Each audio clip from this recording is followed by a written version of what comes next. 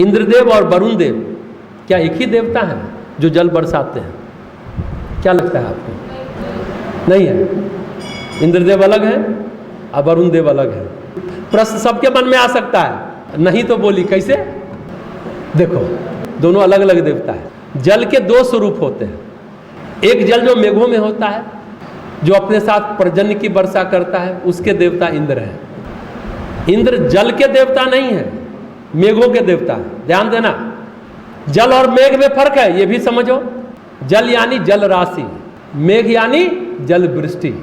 मेघ में जल राशि नहीं होती, मेघ कोई तालाब नहीं है। मेघ में जल वाष्पीभूत होता है ना?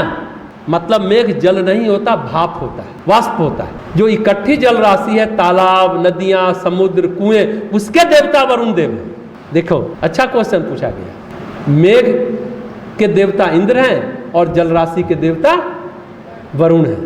रामायण काल में कहा जाता था वायु को, वायु आए, हवा बहे, तो वायुदेव वायु को व्यवस्थित करके, समन करके भेजते थे कि आंधी तूफान ना आ जाए, समन करके, नियंत्रित करके भेजते थे।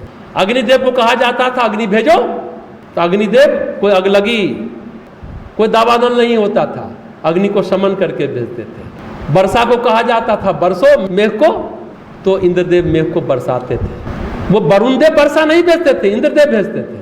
वरुण देव का आवाहन आप जल राशि में कर सकते हैं, वर्षा में नहीं कर सकते। ये वरुण का कार्य नहीं है वर्षा करना। जल राशि मतलब क्या हुआ? इकट्ठा हुआ जल, जो एक जगह एकत्रित है जल, उसको जल राशि कहेंगे। उसके देवता कौन हुए? वरुण जी। रामायण काल में मनुष्य का देवलोक से सघन संपर्क था, सहज, कहते थे तो बरसता था। कोई बाढ़, भूकंप, महामारी, सुनामी, अगलगी नहीं होती थी रामायण काल में, क्योंकि प्रकृतिगत आचरण करता था इंसान, प्रकृति के नियमों को तोड़ता नहीं था, प्रकृति और परमात्मा से सहज संवाद करता। आज क्या है? सोच लो, वायुदेव ना हो तो 1 मिनट सांस ना मिले तो क्या होगा? अग्नि ना मिले तो क्या होगा? कल्पना करो। और जल ना मिले तो क्या होगा? ये तीनों देवता कितने महत्वपूर्ण हैं। ऐसे 33 कोटि देवता है, 33 प्रजाति है देवताओं की।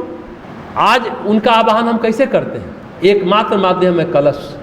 कोई भी पूजा पाठ होता है, सत्यनारायण व्रत कथा हो, गिरि प्रवेश हो, यज्ञ हो, अभिषेक करे, कलश की स्थापना होती है समस्त देवताओं का।